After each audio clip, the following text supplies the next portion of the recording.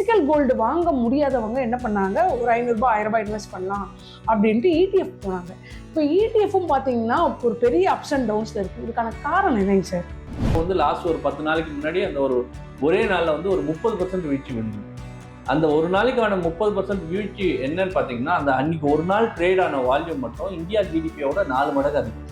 இந்த வருஷம் வந்து நீங்கள் சில்வரில் எடுக்கலாம் அப்படின்னா ஏதாவது ஒரு பர்டிகுலர் அசட் அலோகேஷன் வச்சுக்கோங்க. உங்கள் சில்வருக்குன்றது வந்து ஒரு அலோகேஷன் பர்டிகுலராக எனக்கு 2% 3%.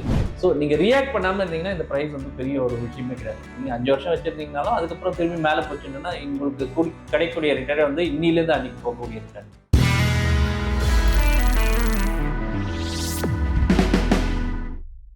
சார் வணக்கம். இப்போ வந்து கோல்டு சில்வர் தான் ட்ரெண்டிங் டாபிக். கோல்டு சில்வரும் ரேட் கண்ணாமண்ணு ஏறி திரும்ப ஒரு டவுன்ஃபால் வந்துட்டு திரும்ப ஏறுது. இது ஒரு மாதிரி வேலிடிட்டி ரொம்ப ஜாஸ்தியாக இருக்குது. ஃபிசிக்கல் கோல்டு வாங்க முடியாதவங்க என்ன பண்ணாங்க, ஒரு ரூ. 500 1000 இன்வெஸ்ட் பண்ணலாம் அப்படின்ட்டு இடிஎஃப் போனாங்க. இப்போ இடிஎஃப்பும் பார்த்தீங்கன்னா ஒரு பெரிய அப்ஸ் அண்ட் டவுன்ஸில் இருக்குது. இதுக்கான காரணம் என்னங்க சார்? இப்போ இடிஎஃப் அப்படின்றது வந்து ஃபிசிக்கல் மார்க்கெட்டை தழுவி இருக்கும். பேசிக்கலாக நம்ம வந்து கோல்டு அண்ட் சில்வர் அப்படின்ற 2 மார்க்கெட் எடுத்துக்கலாம். இப்போ லாஸ்ட் ஒரு 2 வருஷத்தில் வந்து கோல்டோட ப்ரைஸ் அப்ரிசியேஷன் பார்த்தீங்கன்னா ஆல்மோஸ்ட் டபுள் ஆர் அதுக்கு மேலேயே பண்ணியிருந்தது. சில்வர் லாஸ்ட் ஒரு வருஷத்துலேயே ஆல்மோஸ்ட் வந்து 130 140% வரைக்கும் டாப்பில் இருக்கும்போது அப்ரிசியேஷன் கொடுத்துருந்தது. ஸோ இந்த அப்ரிசியேஷன்றது வந்து ஒரு ஷார்ட் டேர்ம்லேயே ஒரு பெரிய ரேலி. அப்போது அந்த ரேலி வந்து சஸ்டெயினபிளா அப்படின்னு பார்த்தீங்கன்னா எப்போ வந்து யூஃபோரிக் டேர்ம் போகும்போது இந்த மாதிரி ஒரு பெரிய ரேலி நடக்கும். ஸோ இந்த மாதிரி நடக்கும்போது அந்த டிமாண்ட் ஆனது பர்டிகுலர்லி ஃபிசிக்கல் டிமாண்ட் ஆனது மெட்டல் குறைய ஆரம்பிச்சிடும். ஏன்னா ப்ரைஸஸ் வந்து ஒரு பெரிய டிட்டர்மினேஷன் ஆஃப் டிமாண்ட். இப்போ ப்ரைஸ் வந்து ரொம்ப அதிகமாகிடுச்சுன்னா அது யூஸ் பண்ணுறவங்க வந்து குறைஞ்சிடுவாங்க. இப்போ கவர்மெண்ட்டை பொறுத்த வரைக்கும் கோல்டை ரொம்ப அதிகமாக யூஸ் பண்ணிகிட்டு இருந்தாங்க. சில்வர் அப்படின்றது வந்து இண்டஸ்ட்ரீஸ் யூஸ் பண்ணிக்கிட்டு இருந்தாங்க. அது வந்து இண்டஸ்ட்ரியல் மெட்டல், கவர்மெண்ட்டோட இது கிடையாது. ஸோ அப்போது இண்டஸ்ட்ரீஸோட டிமாண்டு டுவர்ட்ஸ் சில்வர் டெஃபினட்டாக வந்து குறைய ஆரம்பிக்கும். ஏன்னா சஸ்டைனபிள் கிடையாது. ஒரு பர்டிகுலர் பாயிண்ட்டுக்கு மேலே அவங்களால வந்து அதை ஒரு இன்புட் மெட்டீரியலாக எடுத்து அவங்க வந்து அதுலேருந்து ஒரு ப்ரொடக்ஷன் பண்ணி அது ஒரு அவுட்புட் கொடுக்கணும். ஒரு இவி பேட்டரி ஆகட்டும், இல்லை வந்து ஒரு சோலார் பேனல் ஆகட்டும், இல்லை எலக்ட்ரானிக் மொபைல்ஸ் ஆகட்டும், இதில் எல்லாத்துலேயுமே வந்து சில்வரோட பங்களிப்பு வந்து ரொம்ப ரொம்ப முக்கியம்.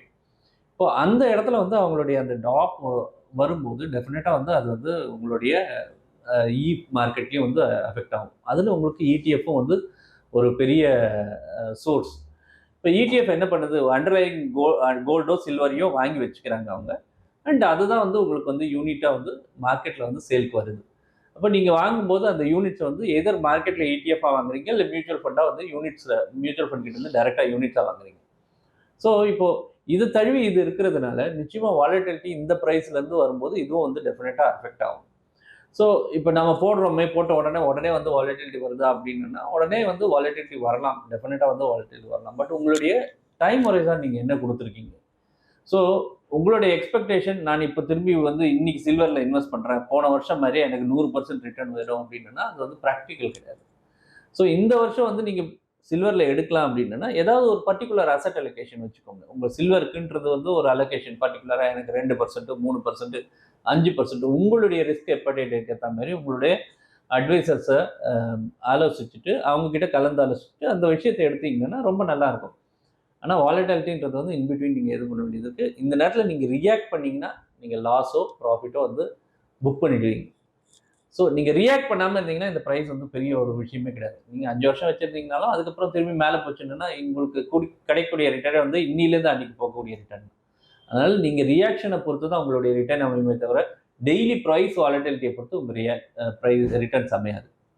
இப்போ கோல்டு சில்வரையும் லாங் டேர்ம் இன்வெஸ்ட்மெண்ட்டாக பார்க்கணுன்றீங்க சார். ஃபிசிக்கல் கோல்டுக்கும் இடிஎஃப் கோல்டுக்கும் ஏன் எப்பவுமே விலையில ஒரு கேப் இருந்துக்கிட்டே இருக்கு? அதுக்கான காரணம் என்னங்க சார்? இப்போது ஃபிசிக்கல் கோல்டுன்றது வந்து மார்க்கெட் டிட்டர்மைன் பண்ணக்கூடிய ஒரு ப்ரைஸ். ஆக்சுவலி நம்மளுடைய புல்லியன் டீலர்ஸ் அசோசியேஷன் வந்து ஒரு ப்ரைஸ் வந்து எவ்ரி டே வந்து நடந்துகிட்டே இருக்குது. அது வந்து டைனமிக்காக சேஞ்ச் ஆகிட்டே இருக்குது. இது இன்டர்நேஷ்னல் மார்க்கெட்டை பேஸ் பண்ணி இவங்க இது வந்து டைனமிக்காக சேஞ்ச் ஆகிட்டு இருக்கும். அதுலேருந்து ஜுவல்லர்ஸோ இல்லை வந்து மற்ற இவங்களும் வந்து அதுலேருந்து சோர்ஸாக எடுத்துகிட்டு அவங்க ப்ரைஸ் வந்து டிட்டர்மைன் பண்ணுவாங்க. இடிஎஃப்ன்றது என்ன பண்ணுவாங்க, இடிஎஃப் வந்து நீங்கள் வாங்கக்கூடிய அந்த கோல்டை வந்து வாங்கி அவங்க வந்து ஒரு கஸ்டடியன் கிட்ட கொடுத்து அதை ஒரு சேஃபாக வச்சுட்டு அதுலேருந்து அவங்க வந்து யூனிட்டை இஷ்யூ பண்ணுறாங்க. ஸோ இது வந்து நீங்கள் வாங்கக்கூடிய விலை வந்து எக்ஸாக்டாக வந்து அந்த மார்க்கெட் ப்ரைஸா அப்படின்னு கேட்டோன்னா இருக்கிறதுக்கான வாய்ப்புகள் ரொம்ப ரொம்ப குறைவு. ஏன்னா இன்ட்ராடே வாலட்டிலிட்டியே இன்னைக்கு வந்து இந்த லாஸ்ட் ஒரு மாதம் பார்த்தீங்கன்னா சில நாள்களில் வந்து ஒரு 4-5% வந்து வாலட்டிலிட்டி காமனாக இருந்திருக்கு.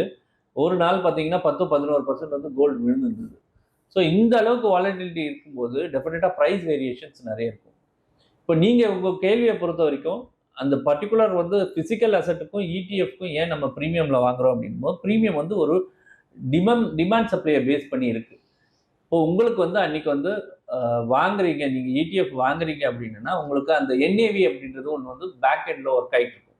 இந்த என்ஏவி எப்போ டிட்டர்மைன் ஆகணும்னா ஈவினிங் ஹவர்ஸ்ல பர்டிகுலராக மார்க்கெட்லாம் முடிஞ்சதுக்கு அப்புறம் அந்த என்ஏவி ஒவ்வொரு ஃபண்டும் வந்து ரிலீஸ் பண்ணுவாங்க. பட் நீங்க வாங்க போறது வந்து யார் வந்து வாங்குறாங்களோ, உங்க இடிஎஃப்ஸ் யார் வாங்குறாங்களோ அவங்க என்ன கொடுக்குறாங்களோ அந்த ப்ரைஸுக்கு தான் நீங்க வாங்க போறீங்க. ஸோ உங்களுடைய இது வந்து செல்லரை பொறுத்து இருக்கு. செல்லர் வந்து கொஞ்சம் ஹையா கோட் பண்றாரு. ஆனா நீங்க வந்து ஆர்வமா போய் வாங்கியே ஆவன்னு போனீங்கன்னா டெஃபினட்டா அந்த பிரீமியம் வந்து செல்லர் என்கேஷ் பண்றதுக்கான வாய்ப்புகள் இருக்கு. இதனால தான் அந்த வேரியேஷன்ஸ் இருக்கு. இந்த இடிஎஃப்போட பிரைஸும் என்ஏவியும் சேமா இருக்கணுன்ற நெசசிட்டியே கிடையாது. அது வந்து மாறுதல் ஒரு நாளுக்குள்ளேயே வந்து நிறைய மாறுதல்கள் இருக்கலாம். ஒரு சில பெர்சன்டேஜஸ் டெஃபினட்டா டிஃபரன்ஸ் இருக்கும். சார் கோல்ட், சில்வர் அப்படின்னாவே குளோபல் ஃபேக்டர் தான் அதில் பெருசாக இருக்கும். இங்கே இந்தியன் மார்க்கெட்டோட ஃபேக்டர் வந்து அது ரேட்டில் பெருசாக ரிஃப்ளெக்ஷன் ஆகலைனாலுமே குளோபல் ஃபேக்டரில் எது யூஎஸ் இன்ட்ரெஸ்ட் ரேட்னால இந்த ஃப்ளக்சுவேஷன் இருக்கா, அல்லது டாலர் ஸ்ட்ரென்த்னால இருக்கா, இல்லை ஜியோ பொலிட்டிகேஷனால இருக்காங்க சார்? இல்லை, ஃப்ளக்சுவேஷன்ஸ் அப்படின்றது வந்து அதாவது ரெண்டு விதமான மார்க்கெட் இருக்குது. இப்போ வந்து ஒரு விஷயம் வந்து சைனா, இப்போ ஒரு கண்ட்ரியாக எடுத்துப்போம். சைனா அப்படின்றது வந்து அவங்க வந்து ஃபிசிக்கல் மெட்டலை வந்து அவங்க வந்து ஸ்டோர் பண்ணிக்கிட்டு வராங்க. ஸோ அவங்களுடைய ஐடியா வந்து ஃபிசிக்கல் மெட்டல் நம்ம வந்து ஒரு செல்ஃப் சஸ்டைனபிலிட்டி வேணும் அப்படின்ட்டு நிறைய வந்து அவங்க ஃபிசிக்கல் மெட்டல் பண்ணுறாங்க. ஆனால் இது வந்து இப்போ மேலை நாடுகள் பர்டிகுலராக வந்து யூஎஸ்ஏ, யூகேல வந்து இந்த ட்ரேடிங் நடக்கும். அது வந்து ஃபார்ம்ஸில் நடக்கும். பர்டிகுலர்லி இடிஎஃப்ஸ் இதெல்லாம் வந்து ரொம்ப ப்ராமினென்ட் எங்கே அப்படின்னா இந்த மாதிரி யூஎஸ் எக்ஸ்சேஞ்சிலையோ இல்லை வந்து யூகே எக்ஸ்சேஞ்சிலையோ ஜென்ரலாக வந்து அதிகமாக வந்து இடிஎஃப் இது நடக்கும். ஸோ இந்த ப்ரைஸஸ் எல்லாம் ஓரளவுக்கு லிங்க்டு. ஸோ இந்த பேஸ் பண்ணி தான் வந்து நம்ம வந்து பார்த்துட்ருக்கோம். ஆனால் நீங்கள் வந்து இந்த ப்ரைஸஸ் எப்பயுமே வந்து ஒரே மாதிரி சீராக இருக்கணும் அப்படின்ற அவசியம் வந்து கிடையவே கிடையாது. ஏன்னா ஃபிசிக்கல் மார்க்கெட்டில் டிக்ளைன் பண்ணுறவங்க வந்து இப்போ வந்து அவங்க வந்து they want to buy it across at any cost. அப்போ பை பண்ணும்போது ஜென்ரலாக இது வந்து ஏறிக்கிட்டே இருக்குது. At particular point of time இவங்ககிட்ட அந்த பேக்கில் இருக்கக்கூடிய ஒரு கண்ட்ரியில் இருக்கக்கூடிய பேக்கில் இருக்கக்கூடிய அந்த சில்வர் ஆனது வந்து குறைய ஆரம்பிச்சிருச்சு. யூஎஸோட ரிசர்வ்ஸ்லையோ இல்லை வந்து யூகேலையோ வந்து அது குறைய ஆரம்பிச்சிருச்சு. டெலிவரி எல்லாருமே கேட்டாங்க என்னன்னா கொடுக்க முடியாதோ அப்படின்ற லெவலுக்கு வரக்கூடிய ஒரு விஷயம் வந்துருச்சு. அப்போ என்ன ப்ராப்ளம் வரும் உங்களுக்கு வந்து இப்போ கொடுக்க முடியாதுன்ற வரும்போது என்ன பண்ணுவாங்க, அவங்க வந்து அந்த இண்டெக்ஸில் வந்து அவங்க வந்து ஒரு ஒரு அலோவ் பண்ணுறாங்க இல்லையா, இப்போ வந்து ஒரு ட்ரேடிங் அலோவ் பண்ணுறாங்க இல்லையா, அதில் மார்ஜின் ஒன்று வச்சுருப்பாங்க. ஸோ நீங்கள் ஃபியூச்சர்ஸ் வாங்குறீங்க அப்படின்னா ஜென்ரலாக ஃபியூச்சர்ஸில் ட்ரேட் பண்ணுற எல்லாருக்குமே தெரியும் ஏதோ ஒரு பர்சன்டேஜ் மார்ஜின் வச்சுப்பாங்க. இப்போ 10% மார்ஜின் வச்சு ஆரம்பிச்சிருக்காங்கன்னு வச்சுக்கோங்க. திடீர்னு ஒரு 20% மார்ஜின் வைக்கிறாங்க அப்படின்னா உங்களுக்கு அந்த அளவுக்கு வந்து நீங்கள் வந்து மார்ஜின் கால் வந்து நீங்கள் கொடுக்க வேண்டியிருக்கும். எக்ஸ்சேஞ்சோட மார்ஜின் கால் இது ஒரு 50 கொடுத்தோன்னா இன்னும் அதிகமாக நீங்கள் மார்ஜின் வச்சுக்க வேண்டியிருக்கும். அப்போ உங்களோட லீவரேஜ் குறையும், ஆனால் மார்ஜின்ஸ் வந்து அதிகமாகும். ஸோ இப்போ மார்ஜின் அதிகமாச்சுன்னா எவ்வளோ ட்ரேட் பண்ணிட்டு இருந்தாங்களோ அவ்வளோ அளவுக்கு ட்ரேட் பண்ண முடியாது. அந்த அளவுக்கு பொசிஷனை வந்து ஸ்கொயர் ஆஃப் பண்ண வேண்டியிருக்கும். இப்போ ஸ்கொயர் ஆஃப் பண்ணுறாங்க, ஒரு பெரிய லாட்டை வந்து ஸ்கொயர் ஆஃப் பண்ணுறாங்க அப்படின்னா பெரிய வீழ்ச்சி வரும். சமீப காலத்தில் இப்போ வந்து லாஸ்ட் ஒரு 10 நாளைக்கு முன்னாடி அந்த ஒரே நாளில் வந்து ஒரு 30% வீழ்ச்சி விழுந்தது. அந்த ஒரு நாளைக்கான 30% வீழ்ச்சி என்னன்னு பார்த்தீங்கன்னா அந்த அன்னைக்கு ஒரு நாள் ட்ரேட் ஆன வால்யூம் மட்டும் இந்தியா ஜிடிபியோட 4 மடங்கு அதிகம். அவ்வளோ அளவுக்கு வால்யூம் வந்து ஒரே நாளில் ட்ரேட் ஆயிடுச்சுன்னா டெஃபினட்டாக உங்களுக்கு ப்ரைஸ் வேரியேஷன்ஸ் இருக்க தான் இருக்கும். அன்றைக்கி வந்து 30% வந்து சில்வர் விழுந்தது. அதுக்கப்புறம் கோல்டு ஒரு 11% விழுந்தது. ஸோ இந்த மாதிரி ஹையர் வால்யூம்ஸ் ஒரே நாளில் வந்து மார்ஜின் கால்னால வந்ததுனால டெஃபினட்டாக அந்த ப்ரைஸ் வேரியேஷன்ஸ் இருக்கும். அது ஒருத்தர் வந்து ஒரு இன்வெஸ்டராக இருக்கும்போது பெரிய ப்ராப்ளம் இல்லை, பட் ஒரு ட்ரேடராக இருக்கும்போது பெரிய ப்ராப்ளம் இருக்கும். சார் இப்போ நீங்கள் சொன்னீங்க கோல்டு அண்ட் சில்வர் வந்து ஒரே நாளில் 30% விழுந்திருக்கு அப்படின்ட்டு. ஏன் கோல்டு இடிஎஃப்பும் சில்வர் இடிஎஃப்பும் எப்பவுமே ஒரு மாதிரி தான் இருக்கும், அப்படிங்கிறப்ப சில்வர் மட்டும் ஏன் சார் பெரிய ஃபால் அப்பப்போ வேலிடிட்டியில் ரொம்ப சந்திக்குது? என்ன காரணம் சார் இதுக்கு?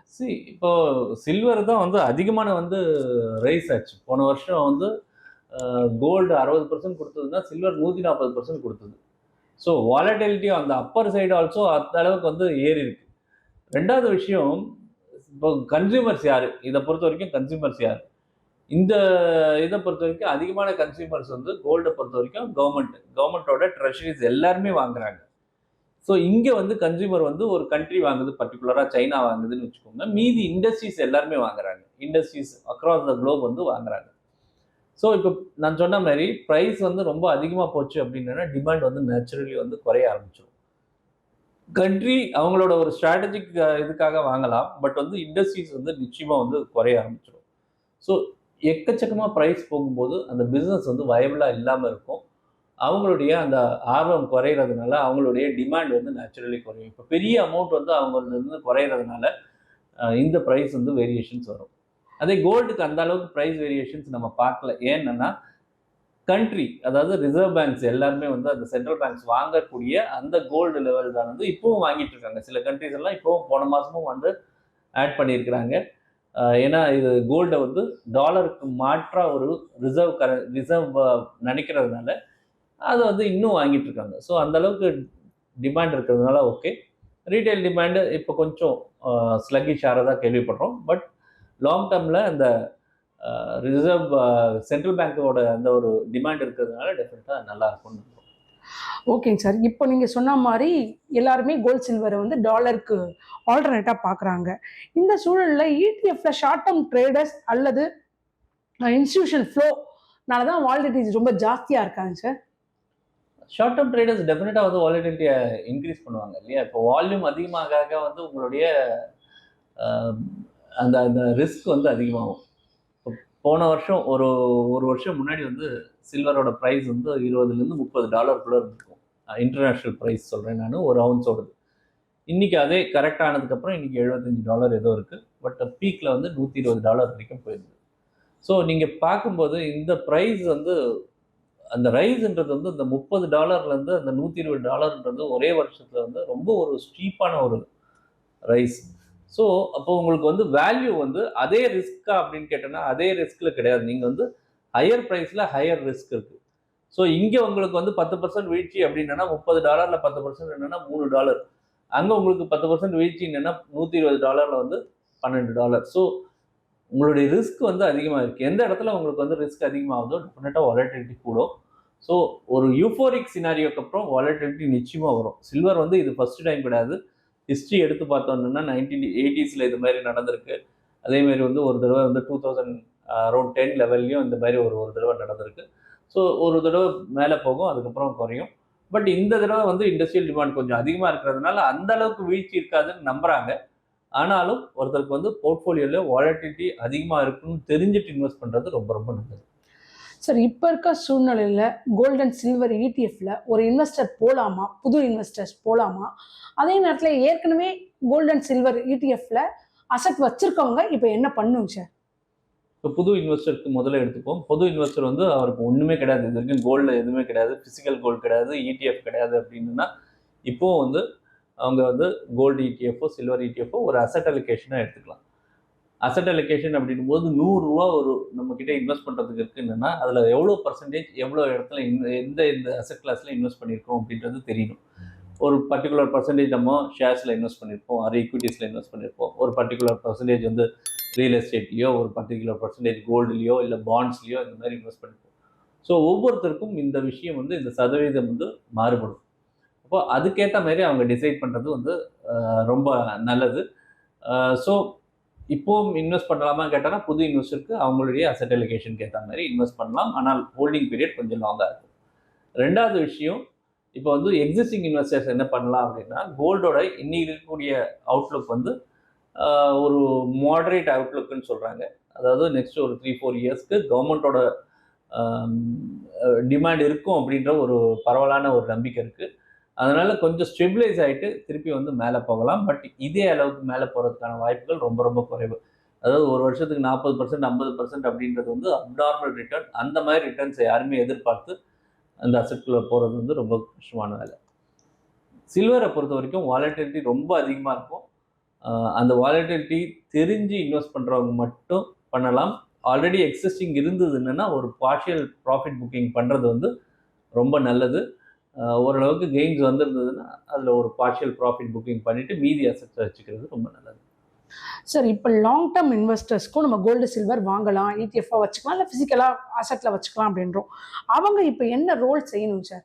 இப்போ வந்து 10 to 15% வச்சுக்கணும் அப்படின்னா, விலை ஏறுது, அசட்டோட வேல்யூவும் ஜாஸ்தி ஆகுதுன்றப்ப, இன்னும் கொஞ்சம் இன்வெஸ்ட்மென்ட் பண்ணலாமா? இல்ல அவங்களோட 10 to 15% இன்னும் கொஞ்சம் குறைச்சுக்கலாமாங்க சார்? இப்போ 10 to 15% வந்து அவங்க வந்து முதல்ல ஒரு அசெட் அலோகேஷன் எடுத்திருந்தாங்க. இப்போ விலை ஏறினதுனால அந்த 10 to 15% வந்து இன்னைக்கு போர்ட்ஃபோலியோல வந்து 25-30% ஆச்சுன்னா ட்ரிம் பண்றது ரொம்ப ரொம்ப இம்பார்ட்டன்ட். ஸோ இன்னைக்கு லெவல்ல எவ்வளோ பர்சன்டேஜ் இருக்கு? நீங்க இவ்வளோன்னு எடுத்திருந்தீங்க. அது பிரைஸ் ஏறினதுக்கு அப்புறம் அது எவ்வளோ லெவல்ல இருக்கு அப்படின்றத பாருங்க. அதுக்கேத்த மாதிரி நீங்க வந்து டிசைட் பண்ணுங்க. அந்த விஷயத்துக்கு நீங்க ட்ரிம் பண்றது ரொம்ப நல்லது. ஏன்னா அசெட் அலோகேஷன் அப்படின்றது வந்து கோர். பிரைஸ் ஆஃப் அசெட் வந்து மாறிக்கிட்டே இருக்கும். அதுக்காக தான் நம்ம அசெட் அலோகேஷனை பத்தி பேசுறோம். ஸோ இந்த மாதிரி எடுக்கிற பணத்தை இன்னைக்கு இறங்கி இருக்கிற அசெட்ல இன்வெஸ்ட் பண்ணுங்க. நாளைக்கு அந்த அசெட் மேலே போகும்போது உங்களுடைய ரிட்டர்ன்ஸ் அதிகமாக இருக்கும். அதுதான் வந்து ஒரு பெஸ்ட் ஸ்ட்ராட்டஜி. அதை விட்டுட்டு இன்னைக்கு ஏறிட்டு இருக்கேன்னு சொல்லிட்டு இன்னைக்கே போயிட்டு எல்லாத்தையுமே இதுலயே இன்வெஸ்ட் பண்ணணும் அப்படின்றது வந்து ஒரு நல்ல ஒரு சிந்தனை கிடையாது. அது ஒரு நல்ல ஆப்ஷனும் கிடையாது. தேங்க்யூங்க சார். கோல்டு, சில்வர் எப்பவுமே கொஞ்சம் ரிஸ்க்கோட எண்ட்ல தான் இருக்கு. அதனால பார்த்து இன்வெஸ்ட் பண்றீங்க. தேங்க் யூ வெரி மச்ங்க சார். ரொம்ப ரொம்ப நன்றி. தேங்க்யூ.